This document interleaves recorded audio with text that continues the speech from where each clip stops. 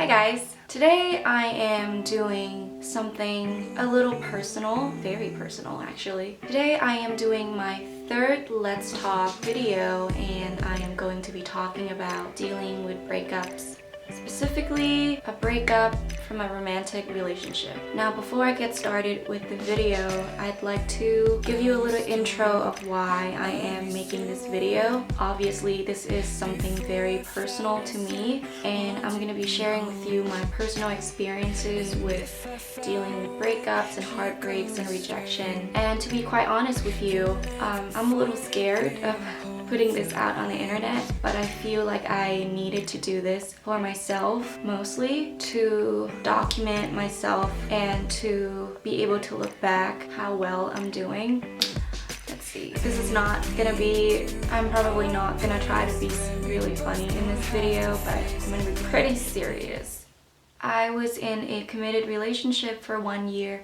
I was in love, and basically the whole year of last year I was in this relationship, and when I got out of the relationship I felt really lost. I felt like I have totally wasted my time in putting my energy and my emotions into this one particular person, and I realized that that was not the place that I should be, and I didn't belong in that relationship. And now that I have been single for 6 months and I've reached this level, and I'm proud to say that I am completely over the breakup. And if you are going through a breakup right now, had recently gone through a breakup, or is anticipating a breakup, this video is for you. I'm gonna share with you 5 steps that I took to help me get over. So let's get started. So there's no denying it. Breakups suck. Being rejected sucks. You know, we all have fear of rejection, and when we have to accept the fact that the person who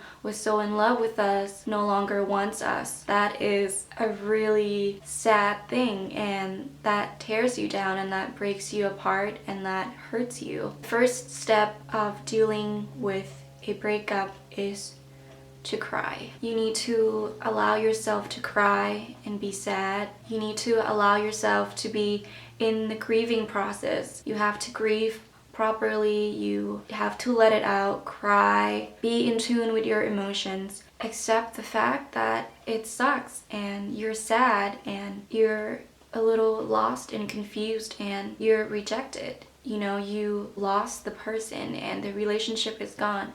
So allow yourself to cry as much as you want to. Just cry your balls out. When I was going through this breakup, actually, so I was dating this guy for 1 year, right? But the relationship was pretty much over within, I would say, 9 months. And I'm just gonna share something with you. And Jer, if you're watching this, I am not bashing you in any ways. This is just what happened to us. So when I was dating my ex-boyfriend for about 9 months, he had to go away for 6 weeks, and that was a month and a half, right? And we were a little scared that we would not be doing so good, you know, because obviously we were gonna be long distance or whatever.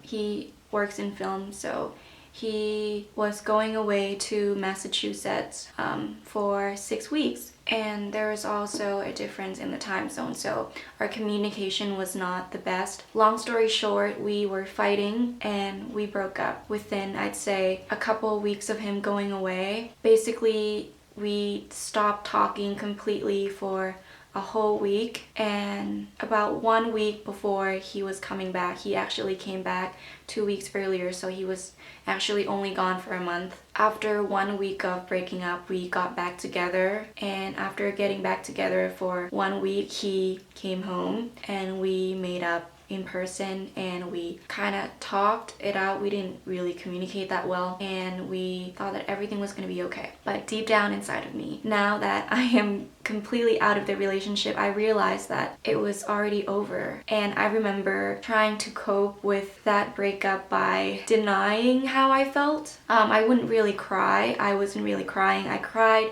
when it happened. I cried when we broke up.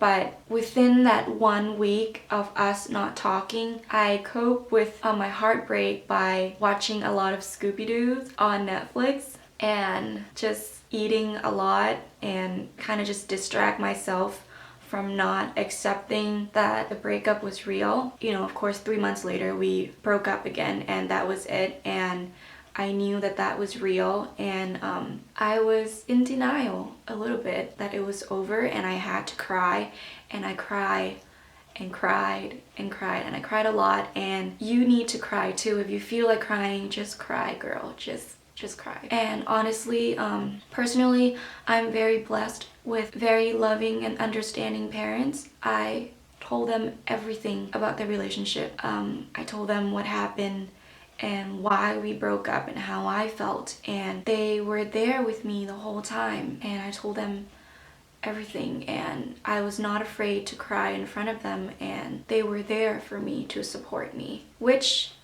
leads to step 2 is to build yourself up. So after I was crying a lot, I was very determined that I have to build myself up again, and I was surrounding myself with people who truly care about me. So this would be a great chance for you to, reach out to friends that you no longer talk to, or make new friends. Talk to your parents, talk to your siblings, your relatives, connect with your best friends, the people who are close to you. Just surround yourself with people who know and understand what you're going through, and that they're taking you seriously, and they understand that this is a hard process for you. After you've been a sad potato for a long period of time, this is the chance for you to still be sad but not as sad, and just talk to people, hang out with people, do things that make you feel good about yourself. When I was going through the breakup,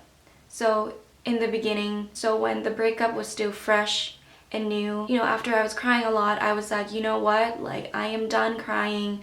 I'm gonna build myself up, and I started working out regularly, and I took care of myself. I focused on my physical health and my mental health. I was working out a lot. If you want to build yourself up, I suggest you put your frustration, your energy, the negative energy, turn it into something positive and go work out.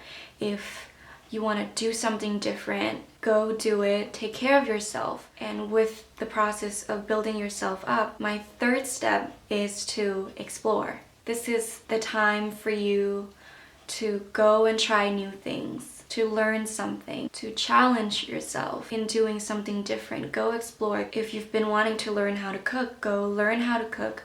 If you've been wanting to participate in a marathon, go do that. Explore and do something fun. Do it with your friends, your family. Do it by yourself even. Explore different things and maybe come out with a new hobby. My version of exploring was going to a lot of museums and hanging out with my friends. And part of it is also me being fully committed with this whole YouTube thing.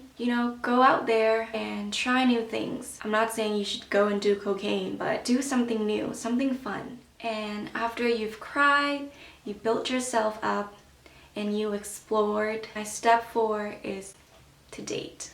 To start dating again, to put yourself out there. Go on dates when you're ready. Finally, give those people a chance. Give that guy a chance. The guy who's been asking you out, give him a chance. I believe in giving a person at least one chance to go on a first date with you.